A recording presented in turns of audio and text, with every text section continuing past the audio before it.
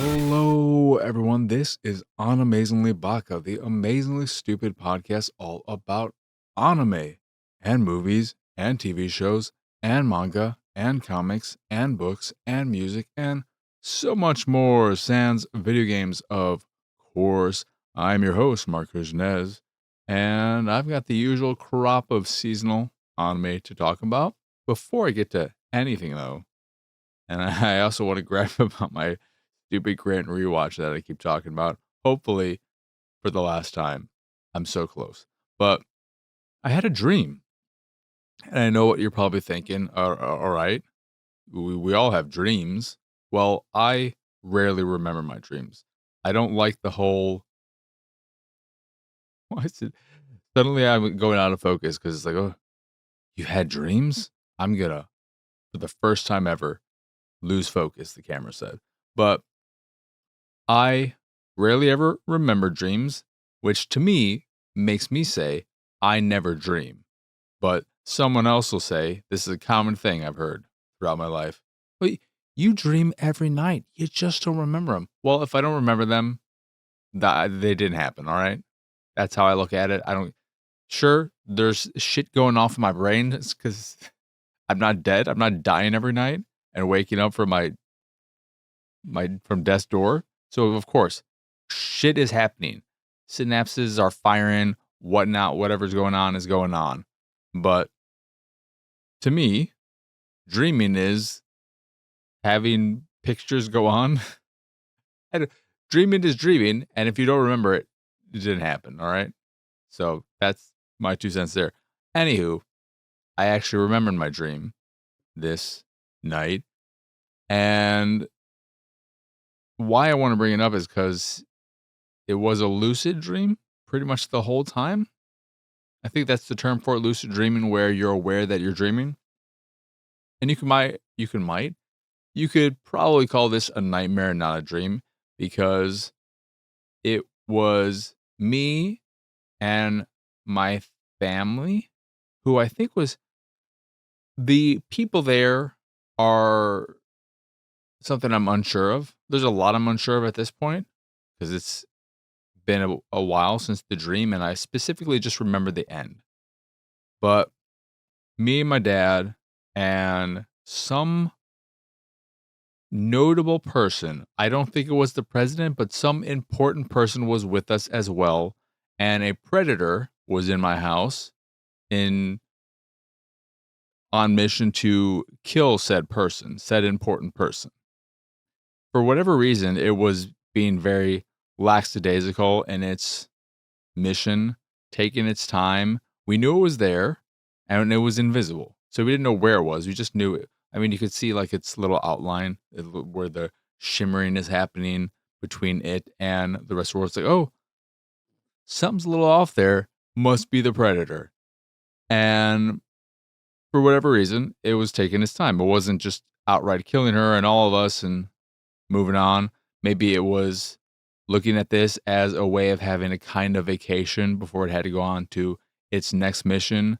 It gets no time off, no vacation days. So if it just takes the time on a mission, it can kind of make a molehill out of a molehill. What's that saying? Anywho, at some point, I got the idea, ooh, if we want to see this thing, I got a can of paint, an open can of paint in the closet. I'm going to grab that and I'm going to pour it over his head. And for whatever reason, when this happened, we all knew, at least this is a plan that me and my dad were kind of going back and forth, non-verbally, but like, and so I got the can of paint, and for whatever reason, it was like this predator was also kind of just stupid because it, in my head at least, because it was invisible, we couldn't actually see it. Me grabbing the paint and getting ready to pour it over his head, it was kind of looking at it curiously. It's like, oh, what's that? And then I took the can and I put it over the head. I was getting ready to pour it, and they look up at it and they have their helmet on. All right, their helmet is on, but for some reason, when I poured it on them, one, yes, it covered them, so they became visible, but also it somehow got in their mouth. I don't know how that's possible, but they were very angry with it. Angry with well, the pouring and with me. So immediately after I did that, I started running. I ran up my stairs to the top floor, got out the front door, and ran to the other end of the block. And it was chasing me, but it was just walking initially in the house. When it got outside, it started sprinting after me. And I was starting to freak out. Even though I knew I was dreaming and this was all fake because it's a fucking predator, I know this doesn't exist in real life. So when I got to the point where I was going to head back to my house because I was going to do a little loop and get back to my house with everyone else, I started jumping over there are 5-foot, 6-foot fences, and the thing was getting close. It was charging after me at this point.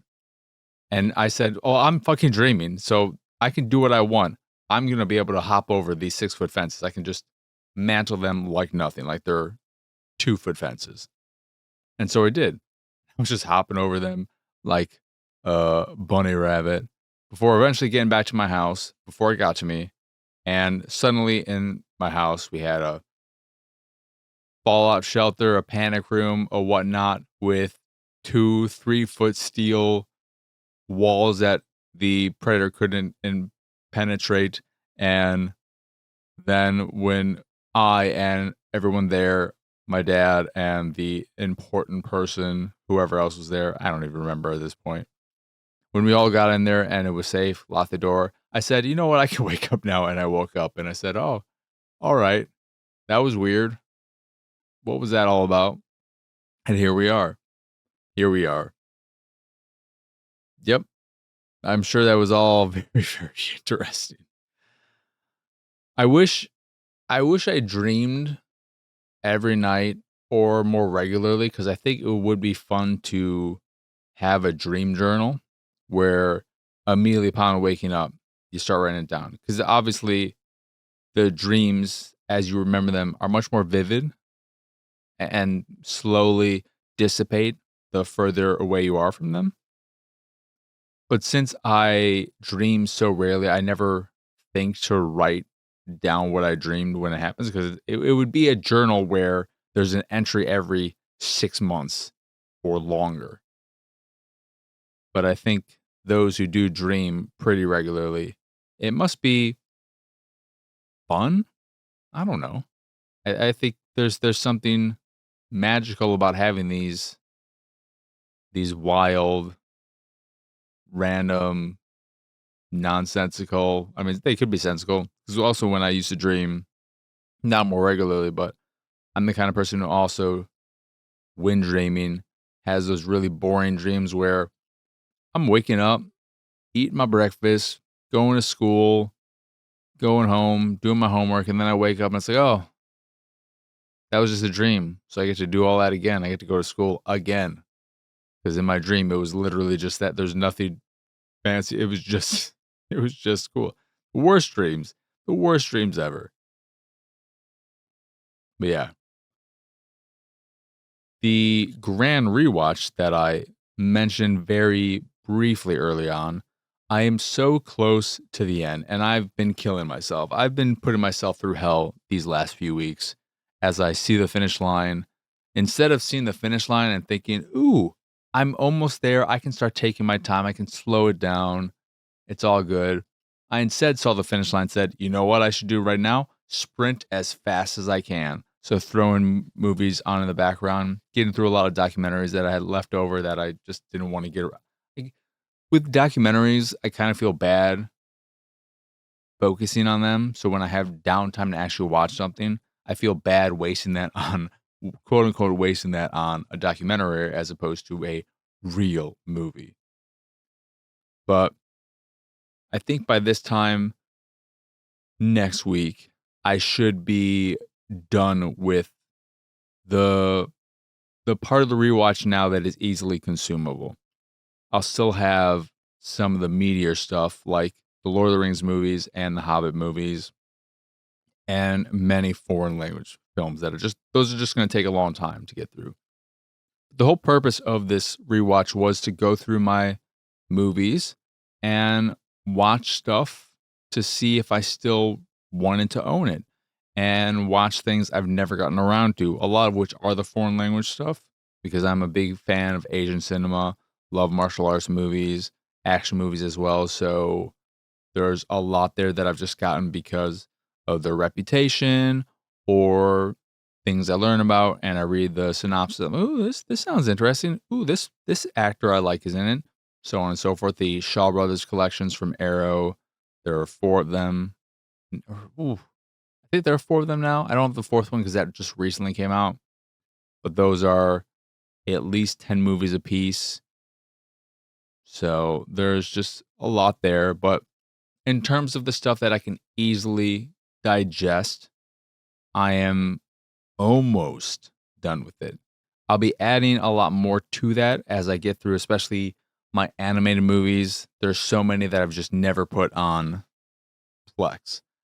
And so as I start doing that, because I've already noticed that with the bees, I'm on the bees currently, and there are a handful of Batman movies I've never got around to putting on Plex, and Bad Guys 1, and so on and so forth. That's not all that interesting, but just the fact that in my head I said, you know what?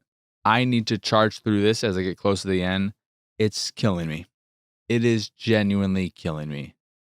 This whole process has become mentally exhausting, and I just need it to end. That's kind of where I'm at with it too, where I'm pushing myself as I get close to the finish line. I want it to end because there will be this huge weight lifted off my shoulders. Obviously, it's a self-inflicted weight. I put this on myself. No one's telling me to do this. No one's forcing me to do this. Just me. This is an endeavor I took on for myself alone.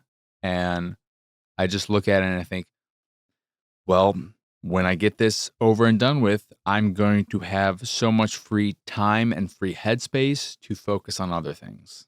Because I genuinely still want to next year. I'm saying January 1st, I want anyone listening who knows me and can regularly communicate with me, make sure I kick my ass in gear.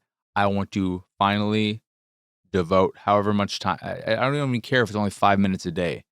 I want to start working towards learning Japanese. So that is my I hate thinking of stuff like a New Year's resolution, because when you attribute that or apply that to something, I feel like that dooms it for failure. But I do think there is something about starting a new year, a fresh year with a goal in mind or multiple goals that is that makes something more not tangible, but makes it feel more uh possible, I guess. But that is what I would like to do. I like to read more, not just manga, books, consume audiobooks as well. I have acquired many audiobooks throughout the years, listened to very few. So I would like to start doing that, but I need to get through this. This is where all my focus, all my attention is, and I need to finish it. And I think we'll get there by next weekend. What's left, excluding the chonkers and all that, and obviously many foreign language things. I'm just gonna have 200 and however many foreign language movies sitting in front of me saying, all right, have fun getting through us. But in terms of anime, I'm watching the usual stuff. No time for anything new because I've literally spent all my time outside of what I had to watch to talk about on the rewatch. Another great week. The one to get out of the way early as usual is Campfire Cooking in Another World with my absurd skill. Good episode. since it happens early in the week, I tend to forget what happened on this specific episode. This is the one, yeah, where he's going to a bunch of different dwarfs to get a grill made. He wants a grill made, and they're all throwing him out. Like, what do you? I'm a weaponsmith. I make weapons and probably armor as well. I don't have the time or desire to lower myself to make a freaking grill. A grill? Are you crazy? So the vice president dude of the guild is telling him a bit about how dwarves are, and that maybe to get in their good graces, he can get them some liquor because they love their booze. So he gets some nice whiskey from his online market, goes to this other dwarf who is less aggressive when hearing the request, offers to give him some beer, some liquor, in addition to paying for the grill, and the dwarf agrees to it. And so that all happens. Gets a pretty nice grill. I don't remember it's a good show, good episode. The end. They eat some grilled food. Yum, yum, yum. Bye, bye, bye. The one thing I remember about the episode, though, is that when he got the liquor at first, Sui wanted to, the slime, wanted to try some, and I was really hoping we were going to get a drunk slime. I was looking forward to seeing Sui drunk. That didn't happen. Also, he was talking with the various gods because he had waited. It's been a while since he sent up an offering, and they wanted him to speed up his leveling so that he would reach, I think, level 40 and then get another, I forget what they were called, but like some kind of special thing where he could then access a liquor store or something like that. And he did not want to. He was fine where he was at in his current level. He is so, I guess he was this way. His lack of desire to do, I don't understand. I'm trying to remember it from the first season. Just he doesn't want to level. He doesn't want to do anything. He doesn't want to make any progress. He's just fine. What is leveling up? How is that going to negatively affect him? That's what I'm curious about. Is it because in order to level up, it would require going in dungeons and all that? It's just, if I was in his situation as someone who, I don't want to go into danger, but just, it's so clear that there's no danger to him in any of these situations because the gods aren't going to let him die. His familiars aren't going to let him die. They're so powerful. He's got all these blessings on him. Like, I would not feel in danger ever if I was him. Just level up. Who cares? I just don't get it. Anywho, that's Campfire Cooking. Good show, good episode. The end. What else is there to say about it? My Hero Academia was a really nice, touching episode. We are beginning the aftermath of the battle and now the cleanup, the rebuilding. We had some nice moments, particularly with Bakugo and Deku, and then later on with the Todoroki family. But I really liked, to go in kind of order, so we're also learning about the injuries of the big players. Bakugo's right arm is very badly damaged to the point where he may never be able to use it. And so the doctor was saying, well, maybe we can get you a prosthetic or something to replace it if you still want to do hero work. And Bakugo's like, no, I can't. All my power comes through my palms. That's where everything comes from. So if I don't have my hand, there's no point. But I'm gonna work my butt off, and I'm gonna get back there. And then we transition to Deku, who's in a room with All Might, and they're talking about their issues or what they're going through. All Might has more bolts in him than any other human ever, because of how badly damaged he was. And Deku, obviously, very badly injured, but also he did transfer one for all. But he says there's still an ember there. There's still an ember there, so maybe it'll come back. Who knows? And Bakugo shows up. And what I love about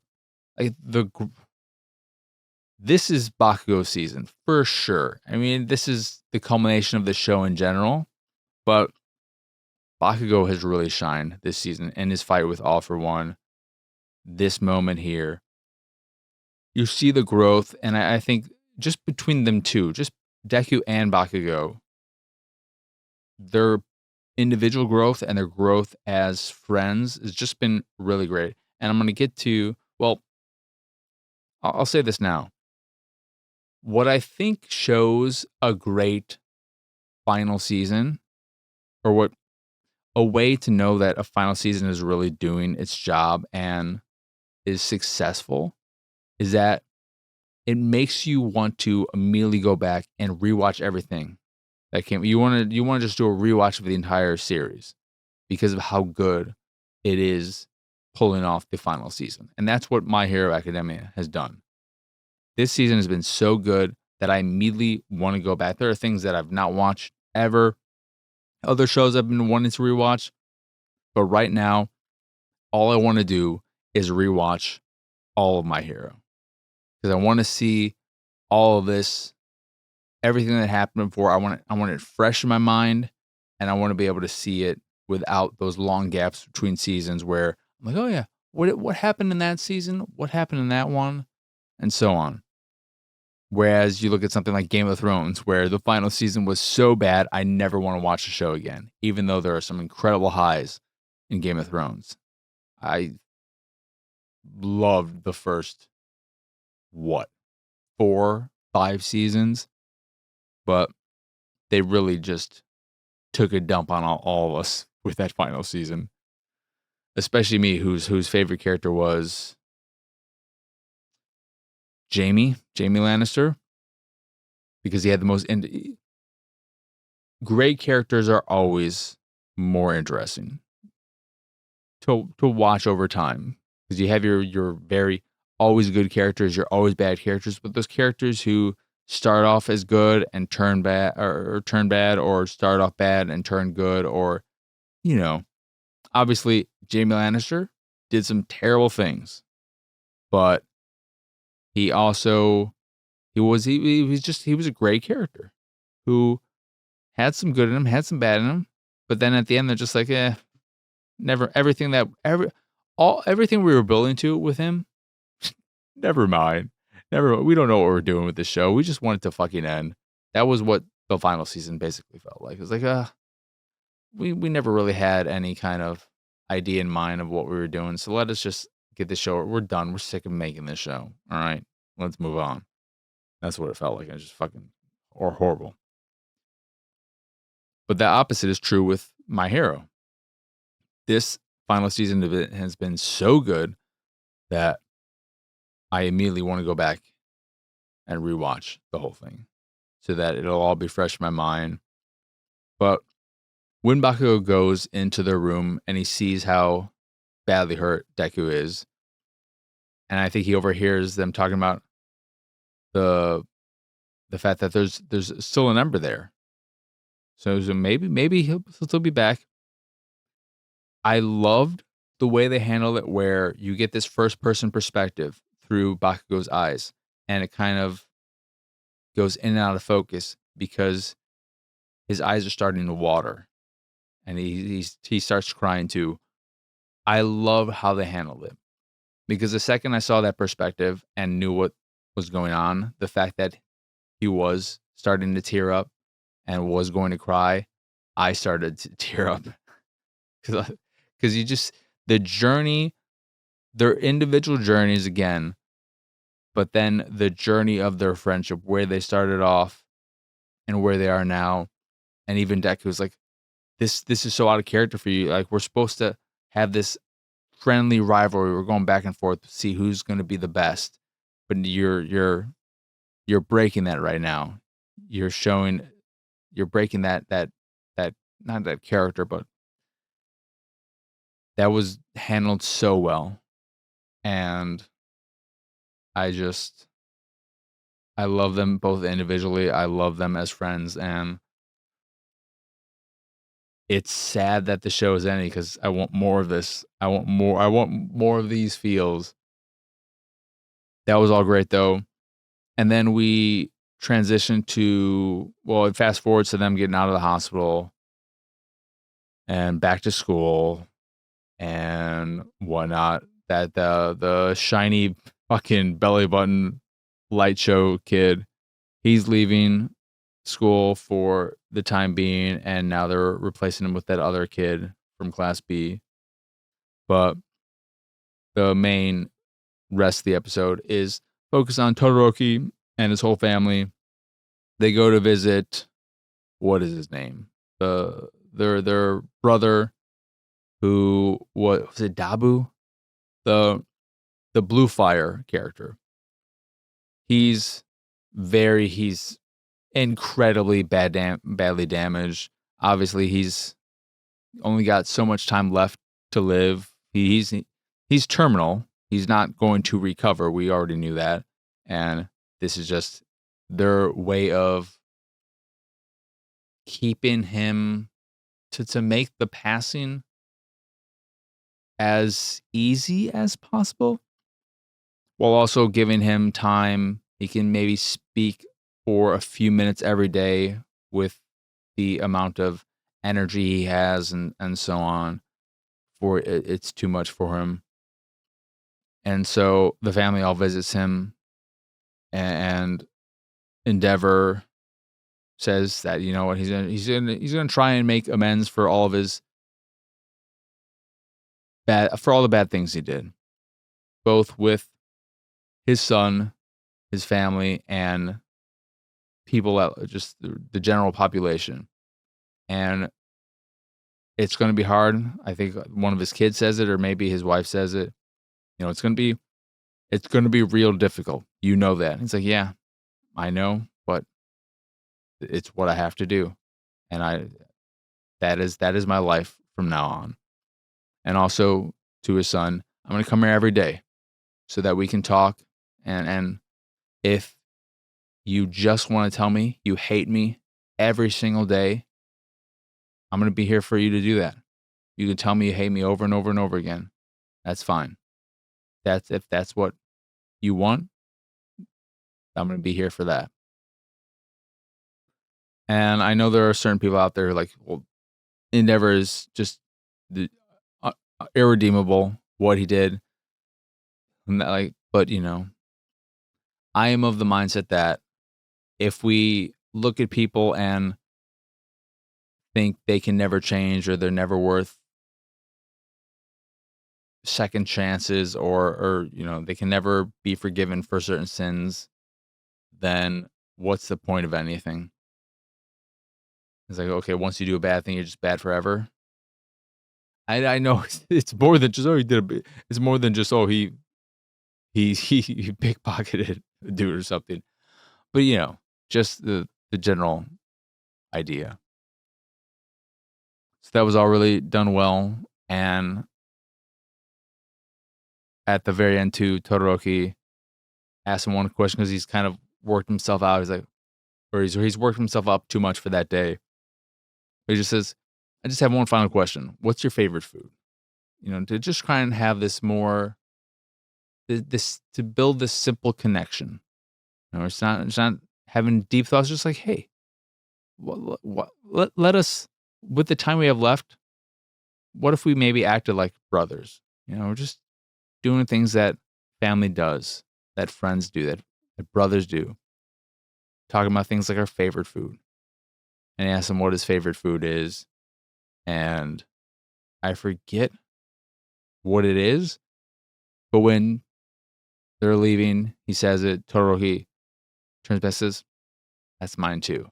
And you just see some tears build up in, again, is it Sabu's eyes? Really, really well done. I don't understand how there are people who think My Hero is bad. Have there been some not great art? Like, have some of the seasons been lesser? Yeah. But also, what show? Tell me what anime, especially one that has this many episodes under it. What anime has just fired on all cylinders, 10 out of 10 every single episode? I'd love to know. I'd love to know. Because this falls into the same episode number as something like, I guess, a Yu Yu Hakusho or stuff like that. But that wasn't perfect all the time. Hunter x Hunter wasn't. Dragon Ball definitely not. Naruto definitely not. If you try to tell me Naruto is all good all the time, fuck you, you lying sack of shit. I mean, One Piece definitely not. I would maybe say the closest that there is probably lesser, but I would say maybe Gintama doesn't have super long, stretched out negative parts. But it's just like overall, My Hero has been so good. So good. And you could also say, well, they don't spend enough time with this character. There's so many characters. It's impossible. It's impossible to give every character their due. But I think overall, the characters you really care about, they've gotten a good amount. Just continuing to be a fantastic end of the season of the series, and like I said, I might actually rewatch it all. Maybe I don't. I'm not a dub person, but that's obviously an easier way to get through something. Watching it in English as opposed to. I'm curious what the feelings are for that dub though. But yeah, My Hero, fantastic. Spy Family, really, really great episode. The not hijacking, not kidnapping. The hijacking is officially over. We start with all the kids getting picked up by their family members, and then we're just left with Damien and Anya. And the whole, you have Damien be like, okay, you know, I give you crap all the time, but you know what? You were pretty cool here. You really helped us all out. And he calls her a friend. She's like, friend? Where she's first kind of shocked and like, oh my God, that's so nice. And then she gets into her like, what does this mean for my battle with my mom and her trying to become friends with his mom? Which is always fun to see. But what I really loved is that we obviously knew, because she became aware of it during last week's episode, that Yor was going to charge as fast as she could to the scene to help Anya. And she did. She ran all the way there. You hear her coming as Anya and Damien are waiting for someone to pick them up. Otherwise, the cop's going to have to take them home. And that is where, after she's there and asks, like, oh, is anything wrong? Were you mauled at all? Were you chopped up? Like, she's asked her all these obviously exaggerated questions that are clear. Like, were you hacked up at all? Like, she looks fine. I'm pretty sure nothing was hacked off her.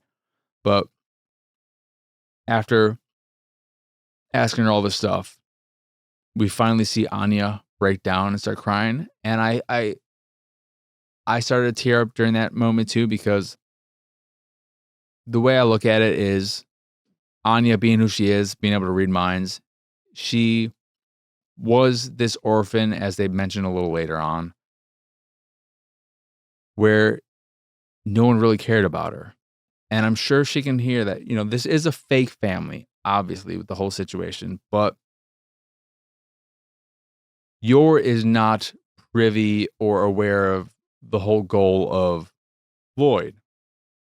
she is doing this for other reasons, but she cares about Anya, genuinely cares. And I think Anya in that moment realizes through her internal thoughts that we don't hear, but are pretty much a given, that Yor actually is concerned about her and cares about her. And that's a new emotion for her. That's something new. She's not used to that. And when she realizes that, she breaks down because that's new to her. And it was such a sweet moment. And then Damien's mother comes and picks him up, and you see this duality in her where it's like, okay, so you the you love your kid, but also you wanted him to die to get back at your husband. Like, there's obviously much more going on there than just a quote unquote happy family thing, or we don't know the exact situation of all of that just yet. But we also find out that Lloyd was there too, undercover as one of the masked, the helmeted special forces members. But he doesn't reveal himself because he's still supposed to be on a vacation as the doctor, but it's going to make her a nice meal. Anya ends up getting a star along with, is it Becky, and then Damien, and then that big kid for his age for their actions during the whole hijacking. And we get a nice moment between all the kids where the kids are all really impressed by all the ones who helped out with the hijacking. So they're all like, oh my God, you guys are so cool, and so on and so forth. And then there's a little back and forth between Anya and Damien. And we get Damien making Anya cry, specifically by calling her legs short. And then he apologizes. And then they start bickering more. And the rest of the kids are like, these two are fucking idiots. Let's just go to class. And they end up both arriving to class late. But a really good episode, really fun episode. Highlight for me, though, again, was seeing Anya break down. It's these little nuggets of, they're a real family. This is what we want. This is what they should be. Finish the mission and become a real family. Again, if this show ends and they're not a real family, I'm gonna riot. I'm going to riot. And then the last one was Gachiakuta, where obviously Engine shows up to Rudo and the Raider leaders fight where they're starting.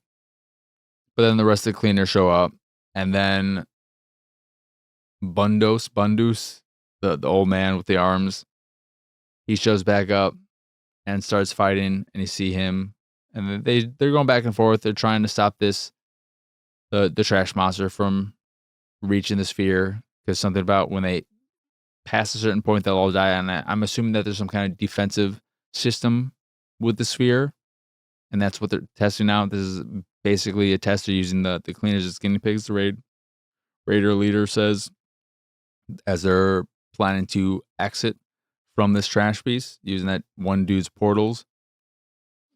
But then at the very end, the dude who Engine wouldn't fight shows up. Very cool looking, very electric. There's some great animation in this. I think Gachiakuta is probably the show with the most creative, or just the way they shoot it and the way they structure it, fights and big action sequences. So a lot of great looking stuff here in this episode as well. Though no episode is going to top the one with the car, the last week's episode for me. I love that entire scene. But we also get Rudo getting an upgrade in that. I don't even remember how this is. I guess he could use 3 vital instruments before kind of exhausting himself. But he's now learned that if he channels all of that energy into a single vital instrument instead of allowing him to use multiple, he can then power up that individual, that single vital instrument. And he supercharges it, breaks through all of Bundo's, whatever his name is, his arms, and just misses the core of this monster they're in. So the episode ends with them wanting to destroy this thing, but now they have to deal with Electric Dude. Solid episode. Looking forward to seeing how this season ends. But yeah.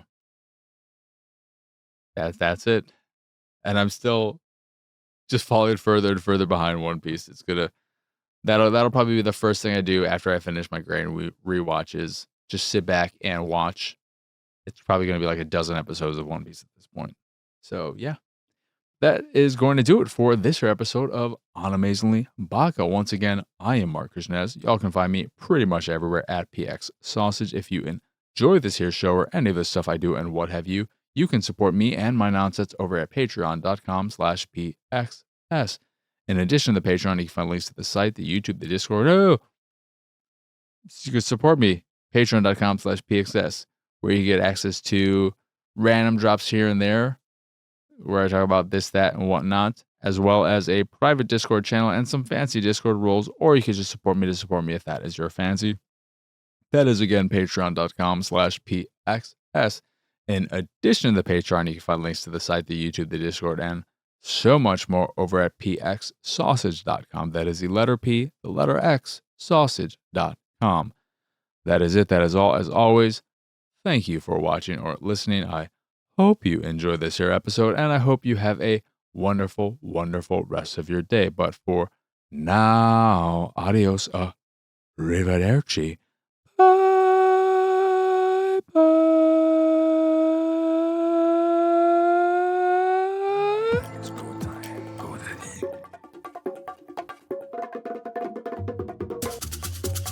It's go time, go daddy.